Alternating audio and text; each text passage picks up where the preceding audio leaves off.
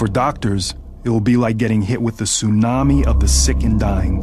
Around the world, hospitals will be ground zero. We don't have the resources currently, or the facilities currently, to handle what might be the influx of sick patients into hospitals, ERs, communities. Every ER is full. Every hospital bed is full.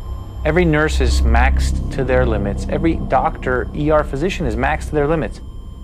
If that's the case, how are you going to take 10 more patients, 20 more patients, 50 more patients?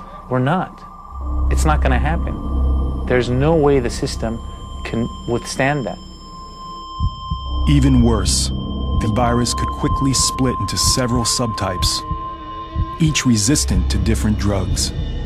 Viruses mutate a lot quicker than bacteria. It just takes that one virus to actually mutate and form that right combination that nobody would survive. If a virus is mutating so much and is bouncing from host to host to host and creating different strains within each host, it becomes almost incompatible. So no matter how big our military is, no matter how much we try to contain, no matter how much we try to shut down our airports to keep this spread from happening, it is very unlikely that we could. Apocalyptic extremes emerge. Quarantine, mass panic, and finally, the breakdown of society. If the illness or mutation is severe enough, the number of casualty will be too much to handle. We wouldn't know where to put the bodies. There would be bodies not being collected, power outages, medical services being overwhelmed. When we're talking about the right mutation, the number of dead would be so great that we would have dead people on the streets.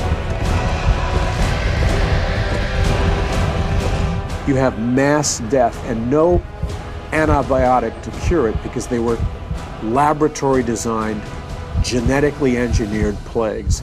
And I think that's what the book of Revelation refers to. I don't think God is sending down sickness on planet Earth. I think it's more of a matter of He's saying, okay, you wanted to design diseases, I'll let you do that. But then you're going to have to deal with the consequences. Biblical prophecy of a worldwide plague that would kill half the population is on a whole different scale again. And if it comes from heaven or if it's allowed by God, it's going to be horrible. And both science and religion agree, it may only be a matter of time.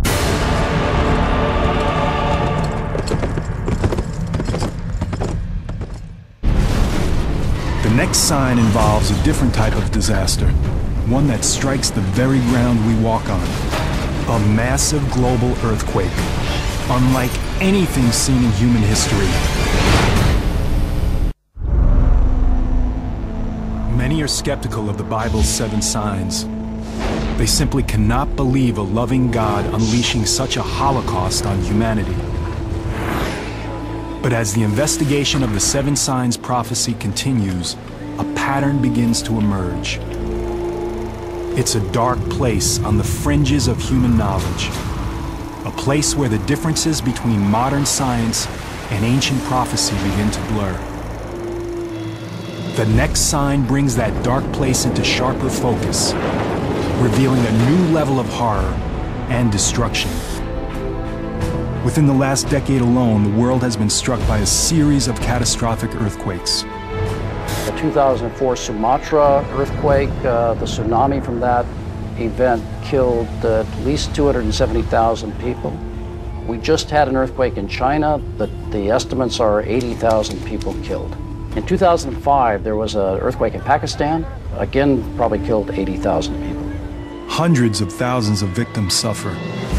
Women, children, the young and old. Are these terrible disasters linked to ancient biblical prophecy? For believers in the 7 signs, the evidence is clear. And I beheld, when he had opened the 6th seal, there was a great earthquake. Some believe the worst is yet to come. This is unlike anything we've ever seen in human history. This is a massive global earthquake that will terrify people to the core of their being. Imagine killer earthquakes striking all over the world at the same time. Even scientists are terrified by the possibilities. we're planning for ourselves here in the US, but if you think about some of the other places like Bangladesh, in Dhaka, an earthquake there, oh my goodness, the numbers will be staggering. For many devout Christians, it's a glimpse into the destruction foretold by the seven signs. One more evidence that God is trying to literally shake the human race awake to their need for Him. Earthquakes play a central role in the prophecy, one that goes beyond breaking the sixth seal. Earthquakes are a key judgment of God throughout the book of Revelation in what's called the seventh bowl. It talks about an earthquake occurring that is so great that the world has never seen it before. Mountains are leveled all across planet Earth. Islands dissipate and disappear. Entire cities are leveled.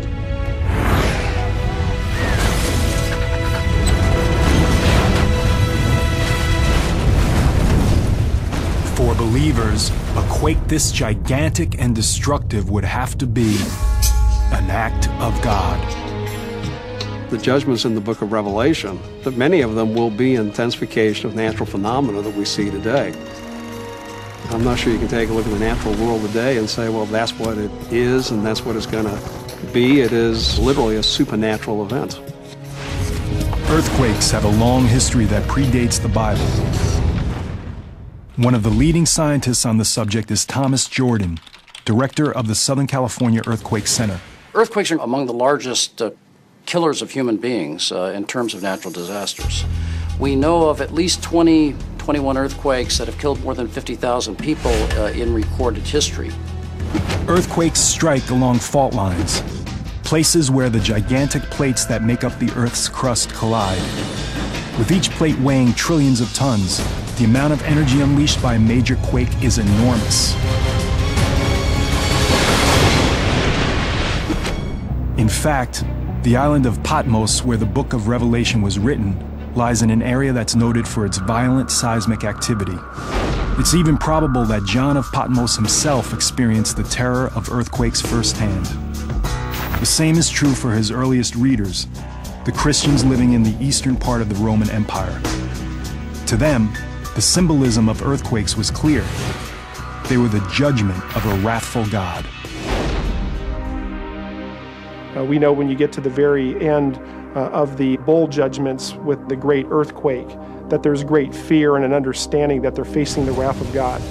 God is unhappy.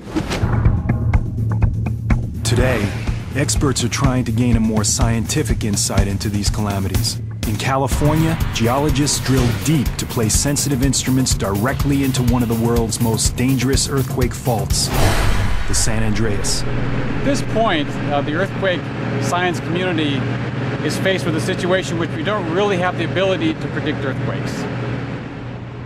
This is the first time anyone has drilled into an active plate fault.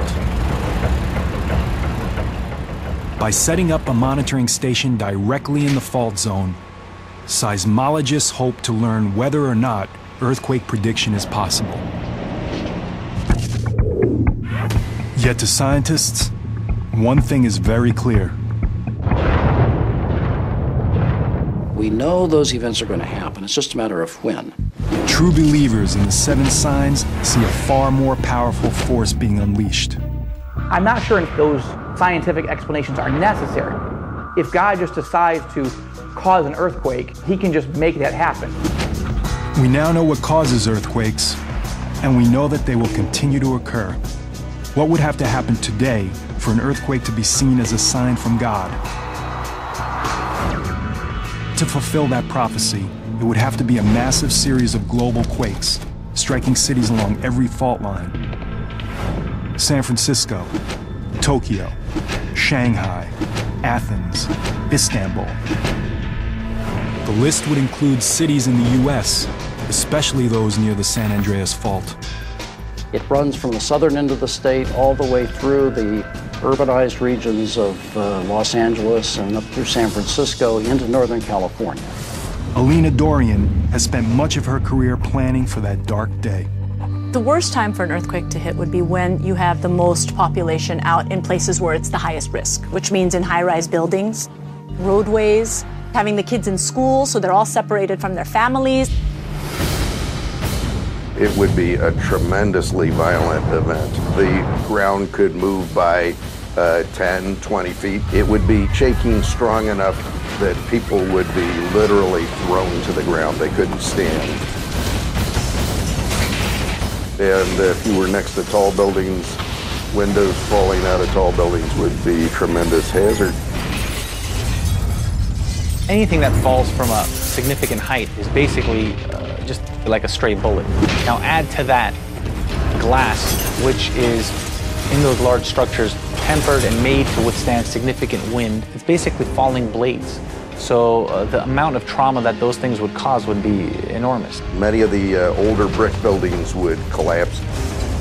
The older concrete frame buildings would collapse outright. You'd see some floor slabs that were just pancakes with people stuck in between them. You're going to get amputations, pneumothorax, which are collapsed lungs, crushed hearts. If you're bleeding out and you can't get to the hospital, you will die.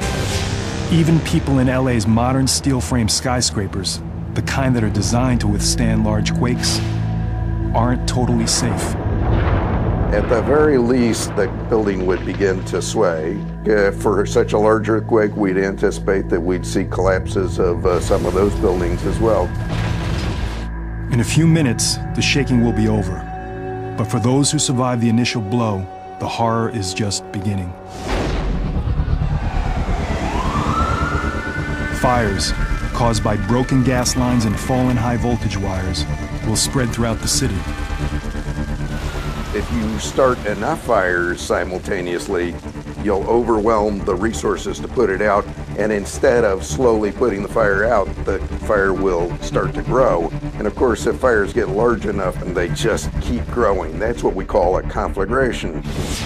With water mains and roadways severed, a post-quake firestorm in LA could last for days, even weeks. Thousands of people trapped in collapsed buildings or too badly injured to move will be incinerated. Eventually, even a fire this size will burn itself out, but the community will continue to suffer.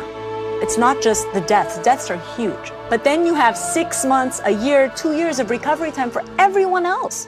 And not just people that are sick, but people that are displaced, people that don't have homes, they don't have jobs anymore, they don't have possessions, they don't, their families have been ripped apart. Imagine afterwards trying to get your life back together again as an individual, as a system, as a business. I mean, it has huge ramifications. And this is just one city, in one country, in the entire world. Imagine the consequences of a simultaneous global quake in poorer areas around the globe. Those buildings can't survive. Those people have nowhere to go, and they are packed. There are so many people in a little square meter. So it's something that you have to think about. Catastrophe on a biblical scale. Earthquakes are a warning. They have taken place throughout human history, and they are an indication that God is still in control of Earth. The next sign centers on a disaster that's less familiar, but could be even more catastrophic. Death from above, caused by one of the most powerful forces in the universe.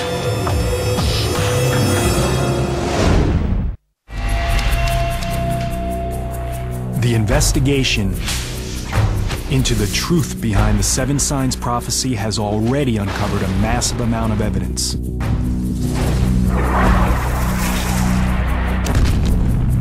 To devout believers in the prophecy, the meaning of that evidence is clear. God just sends sign after sign, event after event, trying to wake people up. To these evangelical Christians, it reveals God's master plan for the destruction of the world and the second coming of Jesus Christ. The book of Revelation is meant to paint a picture of the total devastation of the earth in preparation for the day of judgment. Incredibly, modern science confirms many of the doomsday scenarios foretold in these mysterious prophecies. Scientists agree that many of the features of the end of the world may resemble phenomenon, catastrophes that are described in Revelation. We also now know that the prophecy builds into a crescendo of disasters. A series of 7 within 7 within 7 more signs. All of this is terrifying enough, and yet there are still more signs to investigate. Indeed, the next sign threatens something so important that without it, life on Earth would cease to exist.